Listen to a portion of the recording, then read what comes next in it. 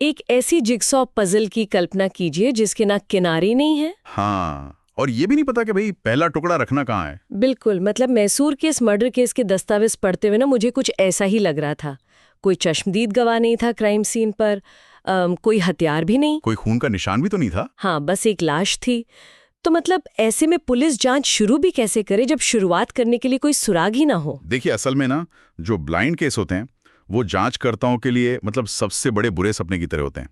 जब कोई भी भौतिक सुराग नहीं मिलता ना, जैसे कि फिंगरप्रिंट या फिर डीएनए। हाँ, कोई फिंगरप्रिंट नहीं था वहाँ। बिल्कुल। बिल्कुल। तो पुलिस के पास संदिग्धों की कोई लिस्ट भी नहीं होती। मतलब ये ना एकदम शून्य से शुरुआत करने जैसा है। और जब कोई सुराग नहीं होता तो अक्सर जांच एक डेड एंड पे पहुंच जाती है। और जो पीड़ित की प्रोफाइल थी ना, उसने तो मामले को और भी उलझा दिया था। मतलब दस्तावेजों के हिसाब से वो व्यक्ति शराब के बहुत भारी लत का शिकार था। हाँ, और घर में भी अक्सर परेशानियां खड़ी करता था। सही कहा। तो ऐसे में तो उसके दुश्मनों की जो लिस्ट है वो बहुत लंबी हो सकती है ना। वो बिल्कुल हो सकती है। तो जब जमीन पर कोई सबूत नहीं मिलता है ना, तो जांच की दिशा डिजिटल दुनिया की तरफ मोड़नी पड़ती है। और मैसूर पुलिस ने ठीक यही किया इस बार। उन्होंने पूरे शहर के लगभग 200 से ज्यादा सीसीटीवी कैमरों का डेटा खंगालना शुरू कर दिया। मैं यही सोच रही थी कि 200 कैमरे हैं। हाँ, 200 कैमरे। बाप रे, ये तो मतलब भूसे के ढेर में सुई ढूंढने जैसा काम हो गया। हाँ, बहुत मुश्किल काम था। उनका लक्ष्य बस ये था कि पीड़ित की आखिरी गतिविधियों की एक पक्की टाइमलाइन बनाई जा सके। लेकिन मुझे एक बात समझ नहीं आई। मतलब फुटेज देखकर कोई सीधे कातिल तक कैसे पहुंच सकता है? क्योंकि फुटेज अकेले तो कोई जुर्म साबित नहीं कर सकती ना। मैं समझाता हूँ। देखिए, फुटेज से ना सीधे कातिल नहीं मिलता है, बल्कि विसंगतियां मिलती हैं। मतलब जो इनकंसिस्टेंसीज होती हैं। पुलिस ने पीड़ित को ट्रैक किया। अब मान लीजिए एक कैमरे में पीड़ित रात को अपनी गली में घुसता हुआ दिख रहा है। हाँ, ठीक है।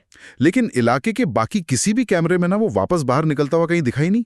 अच्छा, मतलब वो उसी इलाके में ही था। बिल्कुल। इसका सीधा सा मतलब यही है कि वो या तो उसी इलाके में था, या फिर अपने घर के अंदर ही मौजूद था। लेकिन अगर वो घर पर ही था तो फिर परिवार ने पुलिस को क्या बताया? मतलब क्या उन्होंने कुछ और दावा किया था अपने बयान में? हाँ, और बस यहीं से पूरा मामला पलट गया। जब इस डिजिटल डेटा को ना इंसानी बयानों के साथ क्रॉस चेक किया गया तो बहुत भारी विरोधाभास सामने आए। अच्छा।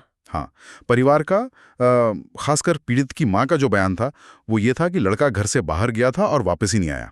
ओह, लेकिन कैमरे तो बता रहे थे कि वो बाहर निकला ही नहीं। बिल्कुल सही।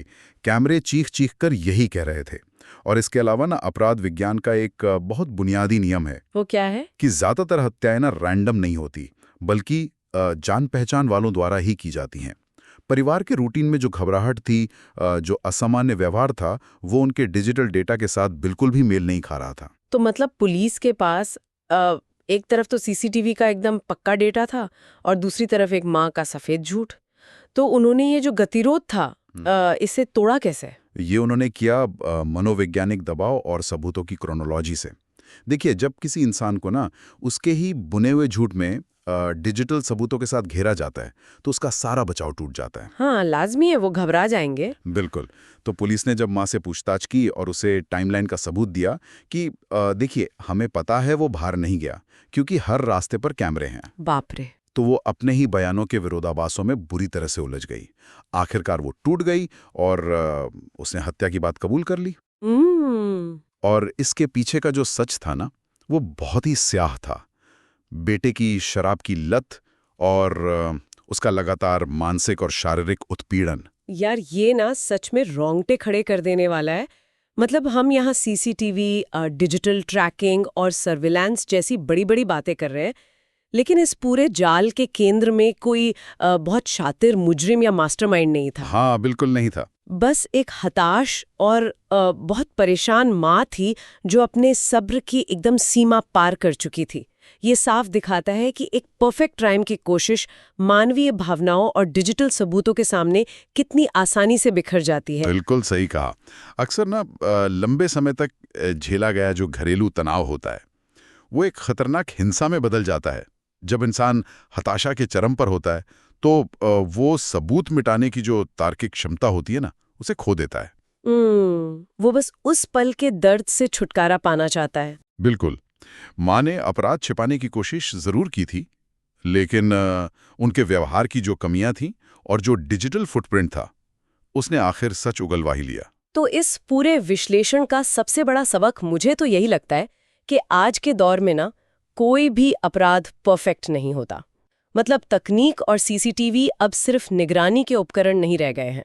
हाँ, वो एक तरह से ऐसे चश्मदीद गवाह बन चुके हैं जो कभी झूठ नहीं बोलते। बिल्कुल। और साथ ही ना ये केस एक बहुत बड़ी चेतावनी भी है कि घरेलू तनाव को नजरअंदाज करना कितना विनाशकारी हो सकता है। एकदम सही बात है, क्योंकि डेटा हमेशा ना एक ऐसी कहानी कहता है जिसे इंसान छिपाना चाहता है। जब बयान और डेटा आपस में टकराते हैं तो जीत हमेशा डेटा की ही होती है। हाँ, और बस यही बात मुझे सोचने पे मजबूर कर रही है।